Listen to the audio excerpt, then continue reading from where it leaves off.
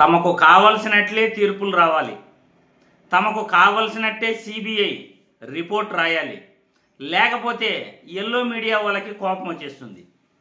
ముఖ్యంగా ఏబిఎన్ వెంకటకృష్ణకి ఇంకా ఎక్కువ కోపం వచ్చేస్తుంది.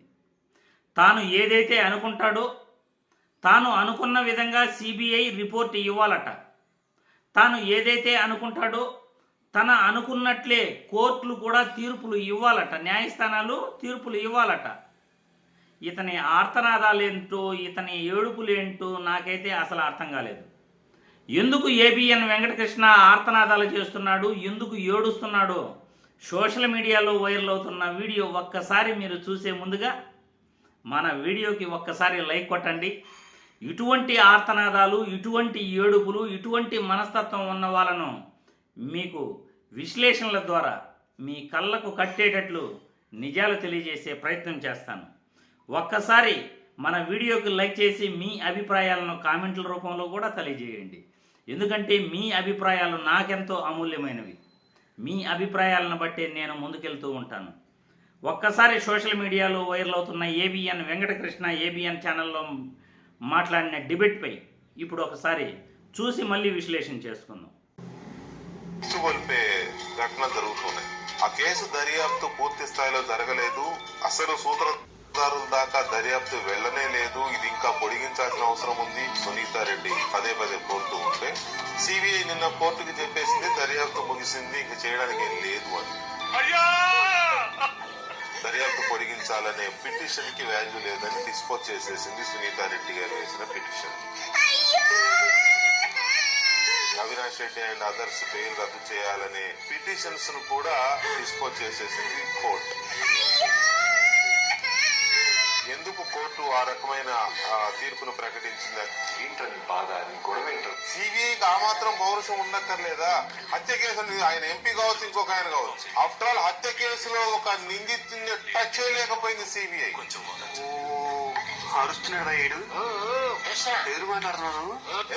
ఇది ఎంత షేమ్ఫుల్ వ్యవహారం ఇది సిబిఐ తరఫుగా ఆలోచిస్తే. నీకు బాగా మదం ఎక్కిందిరా గోవర్ధన.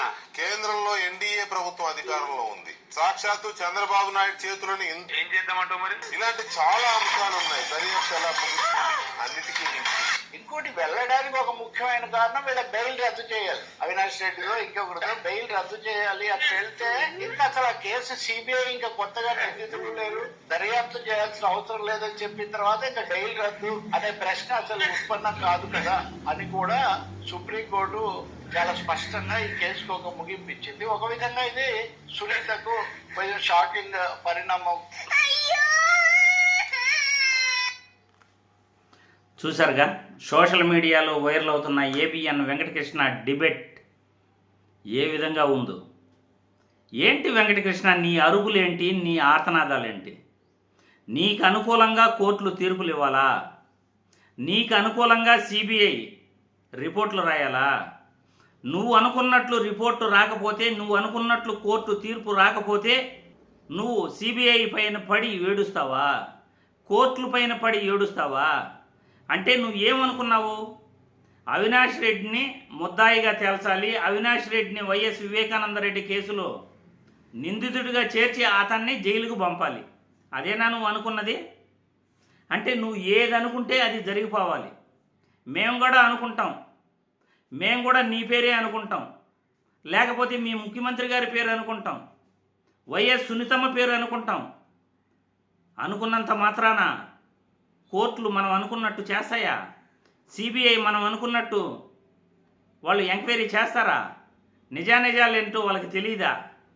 అంటే మీరు ఏదనుకుంటే ఆ విధంగానే రిపోర్ట్ రావాలి. మీరు వైఎస్ వివేకానంద రెడ్డి కేసులో అవినాష్ రెడ్డే ముద్దాయి అని మీకు డిసైడ్ అయిపోయారు. వాస్తవాలు మీకు అక్కర్లేదు, రెండో కోణం మీకు అక్కర్లేదు.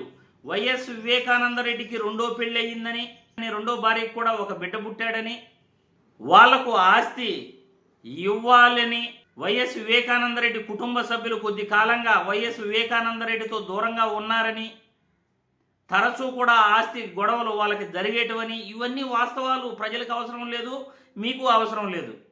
వైఎస్ అవినాష్ రెడ్డిని ముద్దాయిగా చేర్చేసేయాలి, నిందితుడిగా అతన్ని నిర్ధారించేసి అతన్ని జైలుకి పంపాలి. అంతేనా మీకు కావాల్సింది? ఏమి ఆర్తనాదాలు, ఏమి ఏడుపులు, ఏమి ఏడుపు కొట్టు మాటలవి.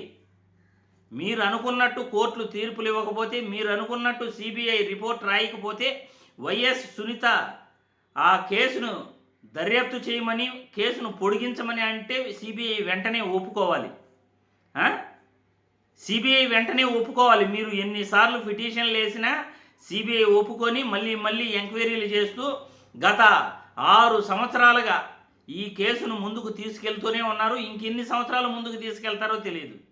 వైఎస్ వివేకానందరెడ్డి పిఏ ఎన్నిసార్లు నిజాలు చెప్పినా అతని మాటల్ని మీరు పరిగణలోకి తీసుకోరు.